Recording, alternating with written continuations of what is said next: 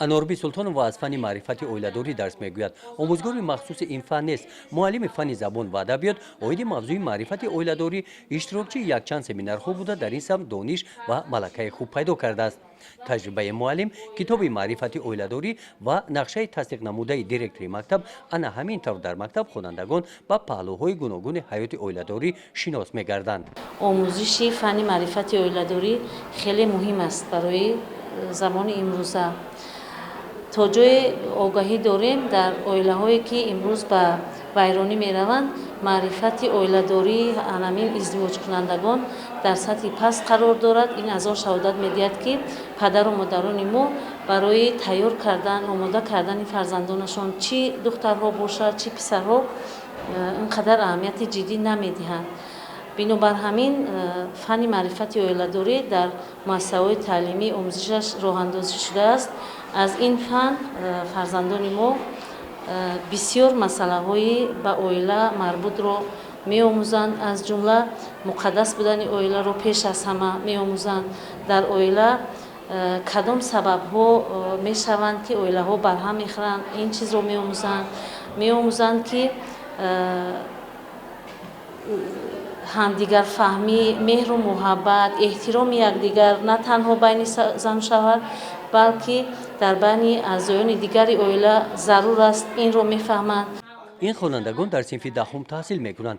аз фани маърифати оиладорӣ оиди паҳлӯҳои ҳаёти оиладорӣ муддати 8 моҳи таҳсил аллакай бисёр маълумотҳо гирифта фаҳмиши хуб пайдо кардаанд. зан мард ҳарду баробар ҳуқуқанд дар оила. асоси мустаҳкамии оила ин ҳамдигарфаҳмӣ аст, ҳурмати ва эҳтироми ҳамдигар аст. фикр мекунем ки бештар падаро дар оила ҳуқуқи бештар дорад, аммо дар маърифати оиладорӣ фаҳмидем ки ҳам зан ва ҳам мард ҳардуяшон баробар ҳуқуқ мебошанд.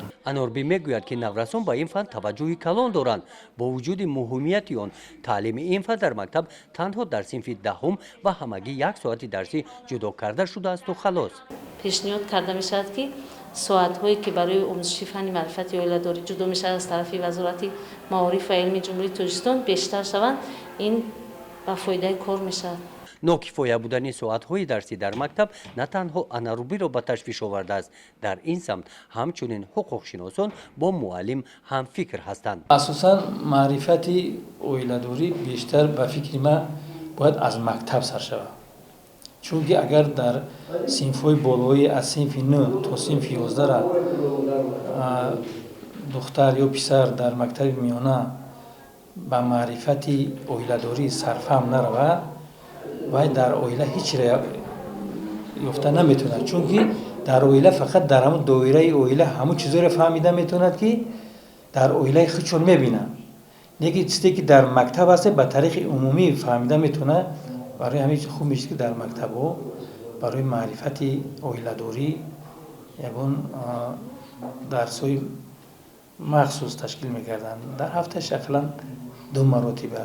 қурбонали ситамов ҳуқуқшиноси калони бюрои ҳуқуқии вазорати адлияи Тоҷикистон дар ноҳияи Восӣ аст. ӯ мегӯяд ки яке аз сабабҳои вайроншавии оилаҳои ҷавон ин аз паст будани маърифати ҳуқуқии навхонадорон дар самти ҳаёти оиладорӣ аст. сабаби паст будани маърифати оиладории ҷавонро имрӯз мо дар бовар ки ами камсаводӣ ами бачаҳо мебинем. бачаҳо ман духтарон мебинам.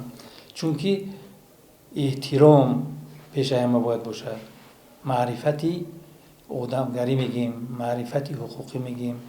ҳамин чизо дарҷ намешаванд, дида намешавад дар ин одамо. як муносибатҳои дағалона нисбати ҳамдигар, зӯроварӣ пеш аз ҳама. тибқи маълумоти омории солҳои охир шумораи вайроншавии оилаҳо афзудааст. барои пешгирии он шуъбаи кор бо занон ва оилаи мақомоти иҷроияи ҳокимияти давлатии ноҳияи Восӣ акнун мақсад дорад ки дар самти баланд бардоштани маърифати оиладорӣ бо муаллимони фани маърифати оиладорӣ бо мактабҳо ҳамкории зич дошта бошанд. ин пеш вақт мушоҳида буданд ки камтар аз мадди назар дуртар буданд. дарсҳои маърифати оиладорӣ дар соатҳои дарсҳои тарбиявӣ гузаронида мешуд ки беътибор набуду гузаронда мешуд. Аллакай ин як фан гирифтагӣ шудагие ки дар ҷадвали дарсӣ дар зинаҳои сеюму чорум гузошта шудааст ки дар байни муассисаҳо ба хубӣ дарк карда мешавад. ҳуқуқшиносон мегӯянд ки дар бисёр мактабҳо фани маърифати оиладориро омӯзгорони ғайри ихтисос дарс мегӯянд. вақти он расидааст ки ба ин дарс бояд муаллимони касбӣ машғул гарданд. муаллимои фанҳои таърих, ҳуқуқ, инчунин ҳуқуқшиносоне ки имрӯз дар нафақа ҳам бошанд, аллакай таҷрибаи кофии зиндагиро доранд, корро доранд, метавонанд ки дар ҳамин самти фанҳои оиладорӣ агар ба шарти омӯзишҳоро дар мактаби миёна мегузаронанд, ин ба фикрам аз ҳама беҳтар мешавад. анорби султонова андеша дорад ки омӯзгори фани маърифати оиладорӣ дар баробари дониши хуб доштанаш ҳамчунин бояд дар ҳаёти оиладорӣ намунаи ибрати дигарон бошанд. ҳамин нуқтаро ба инобат гирифта ӯ ба таълими ин фан розигӣ додааст. оилаи анорби аз 5 нафар иборат мебошанд. ҳамроҳи шавҳараш онҳо 3 фарзандро ба воя расонида худро оилаи муваффақ меҳисобанд. масъалаҳои оилавӣ ниҳоят дараҷа зиёданд. бисёр нозук аст маърифати оиладориро омӯхтан. яъне ҳар як оила хусусияти фардии худашро дорад. ҳар як масъалаи кӯчак ё калоне ки дар оилаҳо ҳаст, ин ҳаллашро дар ҳар оила ҳар хел меёбад. бинобар ҳамин дар як соати дарсие ки дар ҳафта ҷудо шудааст барои омӯзиши маърифати оиладорӣ дар синфҳои даҳум, дар синфҳои болоӣ, тамоми ҳалли масоили марбут ба оиладориро фаро гирифта наметавонад. мавзӯи мактаб ва оила, мавқеи мактаб дар баланд бардоштани маърифати оиладории хонандагон ва коҳиш додани сатҳи ҷудошавии оилаҳо имрӯз яке аз мавзӯъҳои рӯз ҳисоб ёфта. оиди ин шаҳрвандон андешаҳои худро доранд. аз рӯи умурҳое ки аз васоити ахбори умма огаҳ ҳастем, имрӯзҳо сатҳи ҷудошавии оилаҳо бениҳоят зиёд аст. аз ин маълум мешавад ки сатҳи маърифати оиладори онҳо дар пояи даркорӣ қарор надорад. تعلیم تربیت از دو جانب می شود، هم از طرف مکتب هم از طرف اویله. در اویله бояд ки аз мактаб дар бораи яъне тарбияи оиладорӣ, тартиби оиладорӣ, инчунин омӯзиши фанҳое ки дар мактабҳо бояд баром монанд ки масъалаи чӣ тавр оиладор шудан, пеш аз оиладор шудан чӣ корҳоро ба сомон расондана омӯзондан дар бораи ҳани маърифати оиладорӣ мо дар 6 соат мехонем ва инро агар дар 1 соат хонем ба назарам беҳтар аст. дар муассисаи таҳсилоти миёнаи умумии рақами 53 анорби султонова дарси навбатии худро аз фани маърифати оиладорӣ интизор аст. дар нашраи таълими ин дарс соати 6 дарси охир гузошта шудааст. ӯ аз он нигарон аст ки дар ин вақт хонандагон монда шудаанду чӣ тавр ӯро мефаҳманд.